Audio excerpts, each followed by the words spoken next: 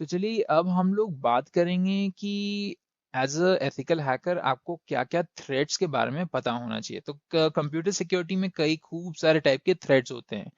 जो ये इतने सारे जो टाइप के थ्रेड होते हैं वो खूब सारे वल्नरेबिलिटीज के थ्रू आ सकते हैं। तो कुछ मेजर वंस जो जो थ्रेड्स हैं जाके कंप्यूटर या सिस्टम्स में आ सकते हैं वो हैं कंप्यूटर वायरस, कंप्यूटर वर्म, स्केयरवेयर, की logger, adware, malware, backdoor, Trojan, ransomware, spyware.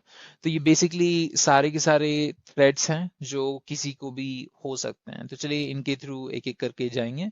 सबसे पहला जो है वो है कंप्यूटर वायरस। तो कंप्यूटर वायरस जो है आप इससे काफ़ी अक्वेंटेड होंगे कि आपको हमेशा बोला जाता है कि कोई भी अनसॉलिसिटेड लिंक ना छुएं, मतलब कि कोई भी ऐसे एरा गैरा लिंक नहीं आपको क्लिक करना है और उससे डाउनलोड कुछ नहीं करना है।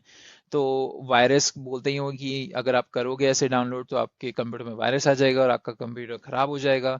तो कंप्यूटर वायरस जो है वो बेसिकली एक सॉफ्टवेयर है जो आपके सिस्टम को अटैक करता है। वो आपके सिस्टम को कई तरीकों में अटैक कर सकता है। मतलब वो चाहे तो आपके सिस्टम में जो डेटा है, आपका फाइल सिस्टम है, उसको डिलीट कर देगा। और अगर आपके पास बहुत सेंसिटिव इंफॉर्मेशन है तो वो काफ़ी बड़ी प्रॉब्लम हो गई, स्पेशली अगर आप कोई ऑर्गेनाइजेशन के लिए काम करते हैं और आपने अपनी ऑर्गेनाइजेशन के सिस्टम पे कंप्यूटर वायरस डाल दिया बाय मिस्टेक। तो वो आपके ऑर्गेनाइजेशन के सिस्टम का कंट्रोल ले सकता है, या फिर वो पूरे डेटा जो है उसको एनक्रिप्ट कर सकता है तो आपको एक्सेस नहीं रहेगा, या फिर वो उसको पूरा का पूरा डिलीट कर सकता है और डिलीट करने पे खूब सारी प्रोग्रेस खो जा सकती है। तो वो ऐसी भी चीज़ें कर सकते हैं जैसे कि कोई भी ट्रांजैक्शनल डेटा है उसको अटैक करें। मतलब कि ट्रांजैक्शनल डेटा जनरली हम लोग बैंक डेटा की बात करते हैं। बैंक डेटा में क्या है कि बेसिकली आप अपने कोई मनी ट्रांसफर कर रहे हैं तो वो उसको अटैक कर सकता है, रीडायरेक्ट कर सकता है। अगर चाहे तो वो एक इलीगल ट्रांसफर भी कर सकता है कंप्यूटर वायरस। तो अगर बैंक रिलेटेड है और कंप्यूटर वायरस भी है तो आप देख सकते हैं कि अ, कैसे यहाँ पे गड़बड़ हो सकती है। मतलब कि कंप्यूटर वायरस आएगा और अपने या फिर हैकर के अकाउंट में पैसे ट्रांसफर कर देगा। तो ये है हमारा कंप्यूटर वायरस। अब चलिए कंप्यूटर वर्म की बात करते हैं। कंप्यूटर वर्म जो होता है वो वायरस से काफ़ी सिमिलर होता है। डिफरेंस क्या है कि जो कंप्यूटर वायरस है उसको जनरली आपको ट्रिगर करना पड़ता है। ये ट्रिगर आपके कोई भी लिंक्स हो सकते हैं या फिर कोई मैलिशियस एड्स हो गए जो आपको बताते हैं कि यहाँ पे छूइए और आपको 1 करोड़ रुपए मिल जाएंगे या फिर आपको $1 मिलियन मिल जाएंगे, click here to win $1 million. तो वो बेसिकली आपको टेम्प्ट करते हैं और आपको फूल करते हैं लिंक्स छूने में। तो वो एक चीज़ हो गई जो हम लोग सोशल इंजीनियरिंग की बात करते हैं, जिसमें वो बेसिकली ह्यूमंस को डायरेक्टली उनसे इंफॉर्मेशन लेने की कोशिश करते हैं। तो कंप्यूटर वायरस वो हो गया। अब कंप्यूटर वर्म यहाँ पे डिफरेंट है क्योंकि कंप्यूटर वर्म को कोई भी ट्रिगर नहीं चाहिए होता है। अगर कोई हैकर कंप्यूटर वर्म आपके सिस्टम पे डाल देता है तो आपको वहाँ पे कुछ करने की ज़रूरत ही नहीं है। वो डायरेक्टली कोई भी हार्म करना चाहे सिस्टम को वो कर सकता है विदाउट एनी ट्रिगर्स। तो अगर समझ लीजिए कि अगर कंप्यूटर वायरस आपके सिस्टम पे आ गया और आपका सिस्टम जो है एक बहुत बड़े नेटवर्क से जुड़ा हुआ है, क्योंकि आपका जो लैपटॉप है वो ऑर्गेनाइजेशन का लैपटॉप है और वो कनेक्टेड है इंटरनल नेटवर्क से।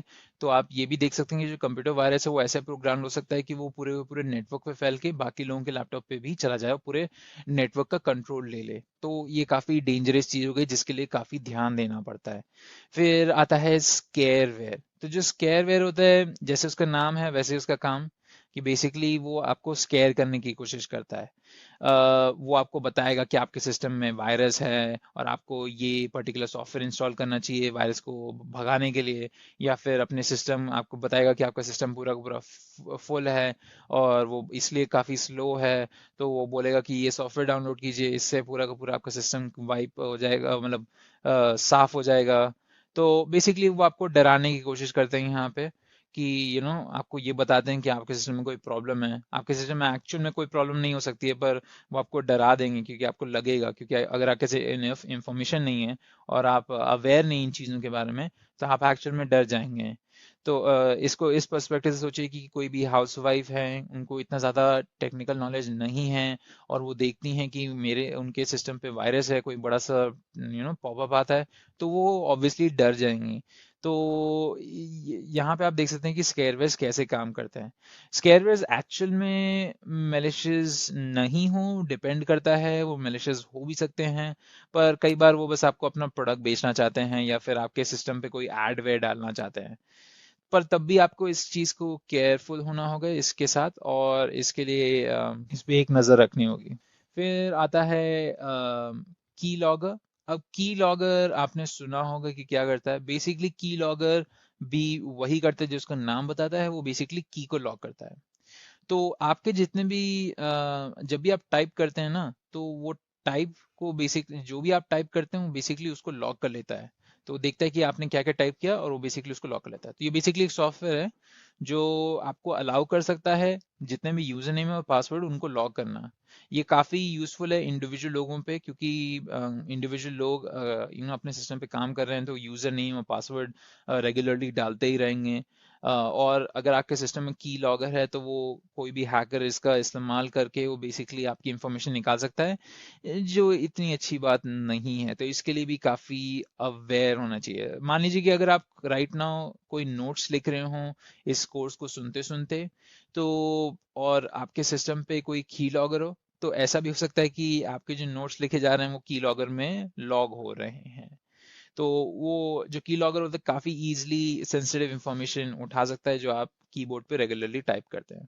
पर इसकी एक बात यह है कि वो काफ़ी इफेक्टिव होता है इंडिविजुअल लोगों के अगेंस्ट, पर वो इतना इफेक्टिव नहीं होता है एक ग्रुप ऑफ लोगों के अगेंस्ट। मतलब कि खूब सारे लोग हैं एक ही नेटवर्क पे और किसी ने उस नेटवर्क पे की लॉगर डाल दिया है, तो वो इतना इफेक्टिव नहीं रहेगा, क्योंकि की लॉगर टेक्स्ट फॉर्मेट में लेता है डेटा।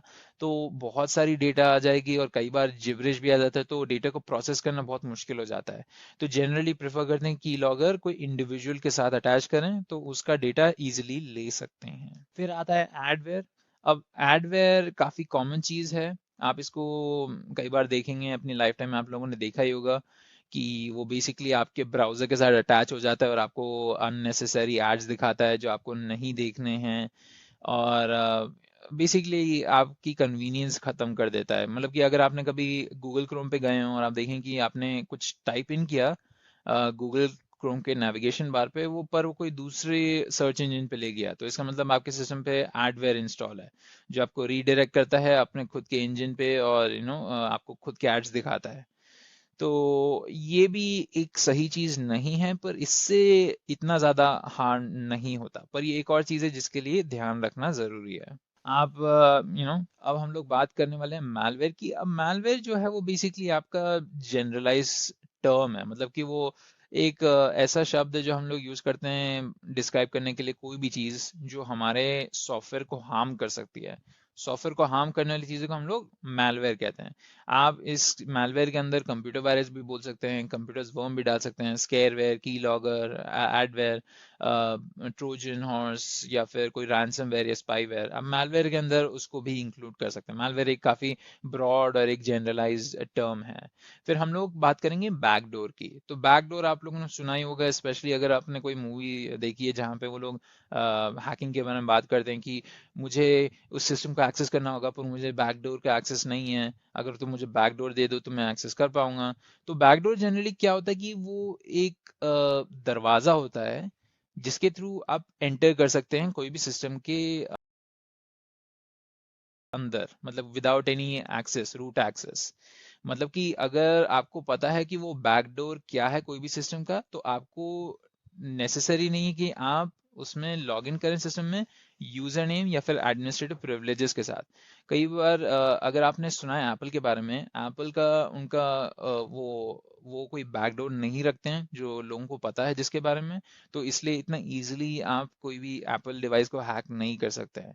अब कई बार आपने ये भी सुना होगा कि जो एफबीआई है वो उसने एप्पल को कहा है कि प्लीज़ हमारे लिए एक बैकडोर क्रिएट कर लीजिए, तो हम जाके कोई भी टेररिस्ट हो तो उसकी इंफॉर्मेशन निकाल सकते हैं उसके आईफोन से। पर तब भी एप्पल ने रिफ्यूज़ कर दिया। तो इससे आई होप आप लोगों को आइडिया मिलता है कि बैकडोर क्या है। ये बेसिकली एक जरिया है जिसके थ्रू आप कोई भी डिवाइस को एक्सेस कर सकते हैं विदाउट एनी किसी यूनिक आईडी के। तो ये जनरली लोग तब क्रिएट करते हैं जब वो चाहते हैं कि वो कोई भी एडमिनिस्ट्रेटिव प्रिविलेजेस के बिना अपने सिस्टम में एंटर कर लें, पर वो बैकडोर जो है उसकी नॉलेज ज़्यादा नोन नहीं होती है और सिर्फ कुछ ही लोगों को पता होता है, इसलिए वो करते हैं इस चीज़ को। पर तब भी ये इतना सेफ नहीं है। जो हैकर्स हैं अगर वो ढूंढ लेते हैं कि बैकडोर कहाँ है, तो वो बेसिकली बैकडोर का इस्तेमाल करके कोई भी सिस्टम के अंदर घुस सकते हैं और कोई भी गलत चीज़ कर सकते हैं जो सिस्टम या फिर ऑर्गेनाइजेशन को या कंपनी को हार्म देती है।